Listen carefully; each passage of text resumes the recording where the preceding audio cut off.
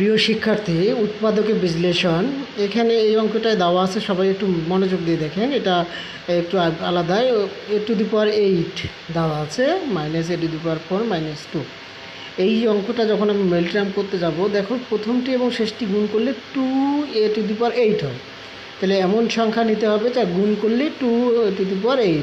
তাহলে আমি যদি 2কে এটা a⁴ মানে একটা a⁴, এখানে দুইটা a⁴, যদি গুণ করি 2কে 2 আর a⁴ গুণ করলে a⁴ হয়। তাহলে বুঝতে পারতেছি যে গুণ করলে প্রথমটি এবং শেষটি সমান হচ্ছে, এবং যোগ বিয়োগ করলে দেখেন দুইটা a⁴ থেকে একটা a⁴ গেলে এখানে একটা a⁴ থাকতেছে। তাহলে এটা মিডল টার্ম হচ্ছে। তাহলে আমি কি করব, এখন এখানে a⁴ আছে, এখানে a⁴ কমন নেব। তাহলে 4 কমন নিলে পাচ্ছি a⁴, 8টার থেকে 4টে গেলে 4টা থাকে, মাইনাস এখানে a⁴ চলে গেলে 2, প্লাস এখানে a⁴, এখানে 2। তাহলে কোনো কিছুই কমন নেওয়া যাচ্ছে না, তাহলে আমি 1 কমন নিব। 1 কমন নিলে a⁴ -2 যা আছে তাই।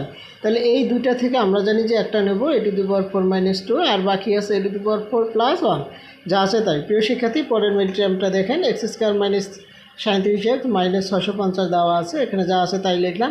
এমন দুইটি সংখ্যা নিতে হবে যা গুণ করলে 650x² হয়। আমরা বুঝতেই পারতেছি যে 13টা 50 গুণ করলে 650x² হচ্ছে। 13টা 50x, 13x, 50x গুণ করলে 650x² হচ্ছে। আর 50x থেকে 13x বাদ দিলে আমরা দেখতে পাচ্ছি এখানে 37x হচ্ছে। তাহলে এটা মিডল টার্ম হচ্ছে। তাহলে আমি কি করব, x কমন নেব।